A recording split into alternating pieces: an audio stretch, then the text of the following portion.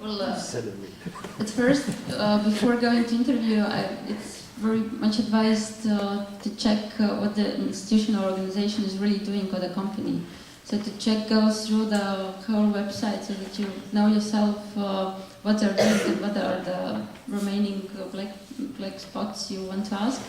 What's important, I would say, from my experience, to clarify, to ask what would be your, in case you would be approved for this position you're applying, what would be your particular responsibilities? Because quite often in a job description you get some, there are some general tasks, but it's important to know what exactly you will be responsible for and to whom. And also it's good to ask, for example, what would be, if you get selected, what would be your three main or three first activities you would be involved in. So, and it also shows you can see the reaction from your potential employer. So how they're expecting you to act, and what would be the tasks already, like in the first weeks you would start your work. Also, you can show your knowledge and ask, for example, where the organization is positioned in certain field of work. So it might give also to you some information about how stable is the organization, what are the future plans. What concerns, for example, EU programs, so it's okay to ask in this period when most of the programs are coming to the end for this planning period. So you can ask whether it's clear that the next program will be continued and whether the office will be located in the same city, the same country. This would be a normal question to ask, and this might be helpful to you to get also some information. So in case you suddenly see that you don't want to work for this organization, it might happen. Thanks. Yeah, you also might like to ask which are the experiences with working in kind of European projects, in international groups. Who was working on your job before, and what did he do or she do, and what were their experiences, things like that. Ask very concrete questions concerning your job. But that means you have to inform yourself before on the job you're applying for. Have a look on the website, have a look on the maybe projects or programs they are doing, and try and be very specific when you ask, because as Liga told us before, normally you get people ask quite general questions, and then in the job interview you have the chance to be a bit more particular and a bit more specialized. Then that also gives you the chance to present yourself and to sell yourself and to sell your special skills or interests that may make you more interesting for your interviewing partners. Dr. Saiter? Yeah, I think what Claudia was saying is to show that you're interested in the job.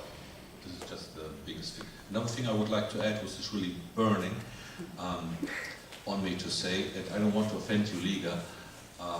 We've made the experience that sometimes the stereotype of southern countries being a little bit more, let's say, lax about the rules, this is unfortunately not so much true to our experience. We've been dealing a lot across Europe and also on an international basis in projects, and we have had some, let's say, some very inventive partners from Germany and from the Scandinavian countries that do not deliver at all. They're totally lazy in projects, they just cash in. And I think it's just about that I don't want to offend you, I just want to say to the audience that when you come to a job like that, you cannot say there's this Italian company and per se they're kind of lazy and they don't deliver and they just cheat the state. That is definitely not true.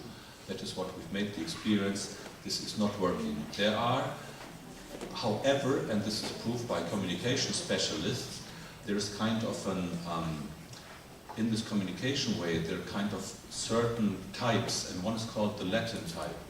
And I do have that, not because I've got this Latin experience, but a Polish colleague from Poznan told me the story. He's working in communications, and he said to me, we do share something with the people from, it's a stereotype again, yeah, but it's interesting to learn, from Spain, from Italy.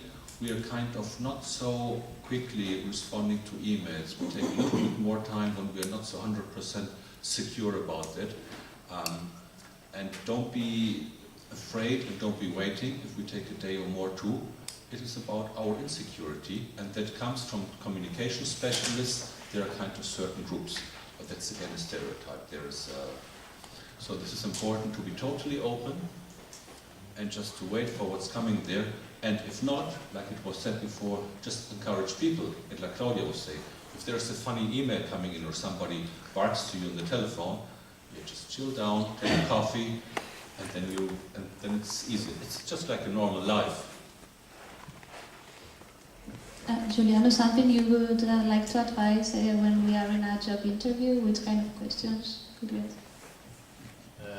My perspective is different. Obviously, I'm looking for a job. I'm not given any job, and I have been quite lucky because first interview, first traineeship.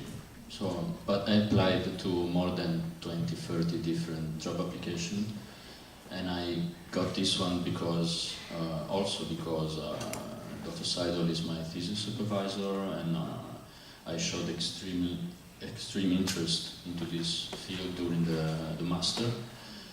When I had my interview with Dr. Seidel and the other chief senior from Iker Consulting, Ignacio Rada from Spain, I think I can share this experience with everybody. I was freaking out because I was really, I was pretending to be calm and everything.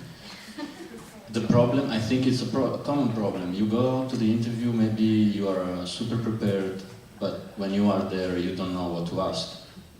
So I think that you have to be as prepared as possible, and I asked them before the interview which programs they were following and which projects they were working on.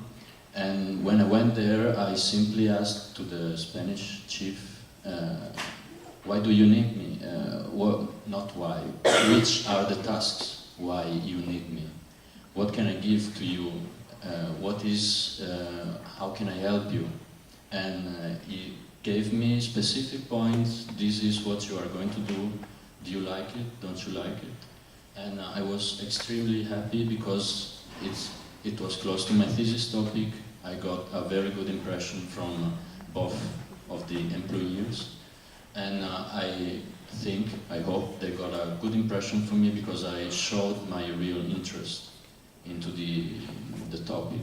Secondly, a spontaneous suggestion to everybody. Yesterday I was really, after all the talks, I was really depressed because Brussels sucks and there's no way we can get a job with the master. I think it's not so bad. And from my perspective, a good point is to try, as the regional policy motto says, going local. So try with the small companies, try with the NGOs. So in order to have a direct contact with your employers, don't try to avoid, at least at the beginning, especially for the internships, and then afterwards for the job.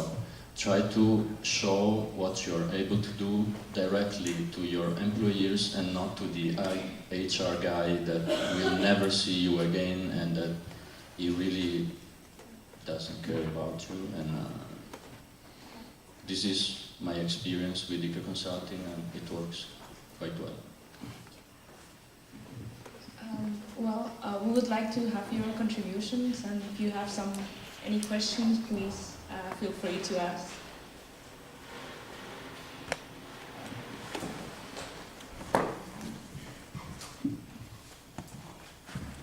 Yeah, I would like to ask you, Ms. Baltina and Ms. Harms, what kind of challenges or obstacles did you have during your career? Did you ever felt, for example, discriminated because of you're a woman?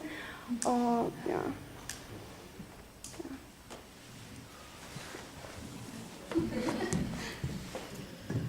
Well, I can, from my personal experience, say that I have never felt discriminated because of being woman, and I think it's in most of the cases it's not really the case in most of international organizations that you're a woman or not. At least I have not felt, because it's more about expertise and how you profile yourself and how you sell yourself. Of course, there are challenges anyway. So if there's one project ending, so you have to think about the next. Not after the first one is already ended, so you have to develop some parallel actions as well. There are always challenges that something will work out and something will not work out, and especially if you're like changing job, you have to know that it's a new working environment. And also for me, like moving to France, one of the challenges is French language. I don't need it like for everyday work, but all the like living environment around, etc. So it's also a challenge. Even you have had some knowledge before, it's totally different when you move to live to another country. You have to know local specifics, etc. And it's very good that there are colleagues or some friends who can advise you and help you a bit as well. Yeah, it's and also it's about like profiling yourself and updating your competence, and you have to, in every work there will be something you feel confident about, but there will be a lot of areas where you have to look for more information, and you have to keep yourself really like updated, and you have to raise your competence every day by reading information, like reading at least news, etc. And discover the new areas and strengthen your weakest points probably with that. But yeah, especially if you move to another country, the knowledge of local specifics, it is challenging.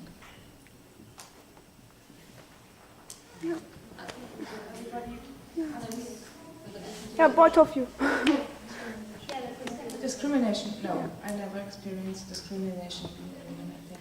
And what were your challenges during your career? The Well, biggest ones? I think it's it's a quite general challenge. It's not having to do something with working in a European context. It's always like how you sell yourself, how you try and keep being yourself, being authentic, trying to work with your special skills and use them the best you can. If you can manage this somehow, you get along. But it's not specifically European related, I think. It's just being good on your job.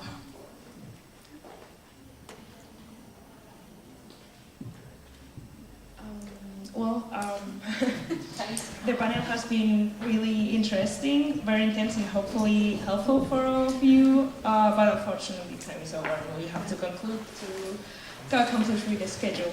Thank you very much, Dr. Seidel, Mr. Montes, Ms. Harms, and Ms. Baltina. We thank you very much to the audience as well for your patience and your contributions, and we wish you good luck in your future careers, and please keep enjoying the conference.